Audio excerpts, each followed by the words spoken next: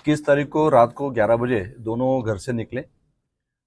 उसके बाद घर में न आने के कारण उनके जो घर वालों ने एक मिसिंग कंप्लेन दी थी नेरुल पुलिस स्टेशन में 22 तारीख को। फिर उसके बाद इन्वेस्टिगेशन में ऐसा मालूम चला कि एक जो व्हीकल है बलेनो जो आमिर की थी वो खालापुर में एक जगह हमें पाई गई अबेंडन। उसमें व्हीकल में एक फायरिंग के सिम्टम्स और 2 एम्प्टी कार्ट्रिज मिली और थोड़ा ब्लड दिखा। तो उसके आधार पर हमने नेरुल में एफआईआर रजिस्टर की 30 arms act with attempt to murder and 363। उसके इन्वेस्टिगेशन में दरमियान जो हम खोज कर रहे थे तो हमें पहले सुमित जैन की बॉडी मिली रायगढ़ हद्दी में। तो उसका भी हमने फिर और इन्वेस्टिगेशन किया तो रीज़न क्या हो सकता है इनका 363 या जो ऑफेंस हुआ उसके बारे में मोटिव क्या हो सकता है।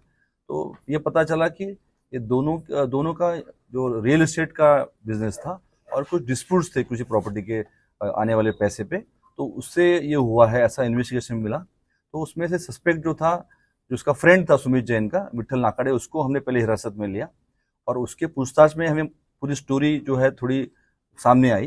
तो स्टोरी इस प्रकार थी कि ये पूरा प्लानिंग जो था 1-2 दिन पहले सुमित जैन ने और विठल नाकाड़े ने किया था कि इसमें सुपारी दी गई 50 लाख की थ्रू विठल नाकाड़े और एक जो नेरुल का रहवासी है आनंद क्रूज के मार्फत एक सुपारी दी गई। और इसमें आमिर जो पैसे के पीछे मांग रहा था कि जो उसका जो शेयर था जो प्रॉपर्टी का डिस्पोजल उन्होंने किया था गलत तरीके से, तो उसको मालूम था। और ये दोनों सुमित और आमिर ये दोनों 2-3 साल से काफ़ी व्यवहारों में साथ में काम कर चुके हैं। और ये जो डॉक्यूमेंट था फ्रॉड था, ये इसमें कुछ गलत है आमिर को मालूम था। उसके जो डिस्ट्रीब्यूशन में इनमें कुछ डिफरेंसेस थे। तो और सुमित के ऊपर करीब 12-15 करोड़ का कर्जा भी हो गया था। इसमें आमिर का और सुमित का ऐसा व्यवहार था कि आमिर प्रॉपर्टी ढूंढ के लाएगा और सुमित जो है वो इन्वेस्टर लाएगा। तो उनमें कुछ व्यवहार हो सकते हैं कुछ, पर डिस्प्यूट का मेन जो अब तक सामने आया है कि ये जो रोहा की प्रॉपर्टी है, पाली की प्रॉपर्टी है सॉरी, उसके ऊपर से इनका डिस्प्यूट हुआ था। और सुपारी सुमित जैन ने नाकाड़े के मदद से जो मेन जो है जय सिंह उर्फ राजा मुदलियार और उसका जो सहकारी जो अभी वांटेड है उनको सुपारी दी गई। और उन्होंने पूरा फिर नेरुल में गाड़ी में बैठ के बाकी जो खुद सुमित को स्टैप करना डिस्पोज करना ये सब जो है किया।